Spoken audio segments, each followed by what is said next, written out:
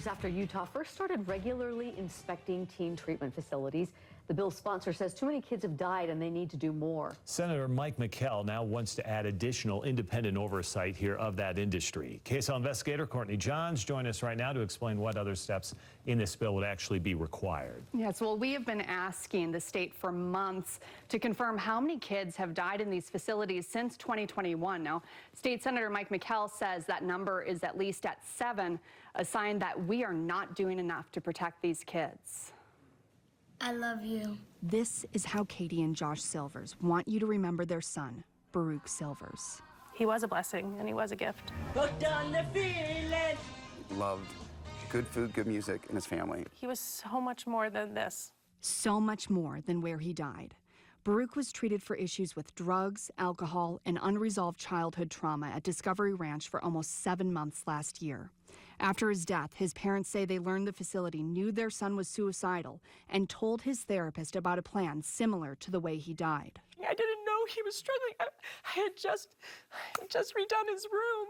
The Utah Department of Health and Human Services wrote up Discovery Ranch for multiple items, including not following their suicide prevention policy. It's horrible. In 2021, Utah State Senator Mike McKell authored the first major law regulating teen treatment facilities, which included quarterly inspections.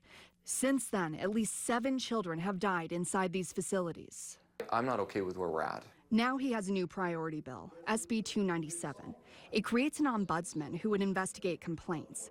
Patients would have the legal right to call that ombudsman anytime with a complaint or concern, something others testified in support of during a hearing on the bill last week, saying these facilities often limit contact to the outside world, potentially putting patients in danger. These children, they died alone in private prisons, without their families, without anyone to protect them, with no one listening to them. The bill would also require facilities to notify parents in less than 5 hours of the moment a patient is in crisis. There's a hole in my heart. Yeah, he's Notification the Silvers believe could have saved their son. We never thought this would be a story. This bill would also create an advisory committee that would work with the Department of Licensing to create new standards, including examining admissions criteria to make sure a facility is only admitting patients with needs they can address.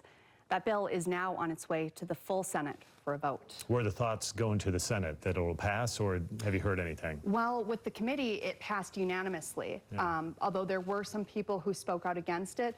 The people who did speak out against it, though, they didn't necessarily have specific complaints. I think their concern was that this could eliminate facilities because there are kids out there that need help, and there are families that have benefited because these facilities were available. All right, we'll continue to follow and see. Thanks, Courtney.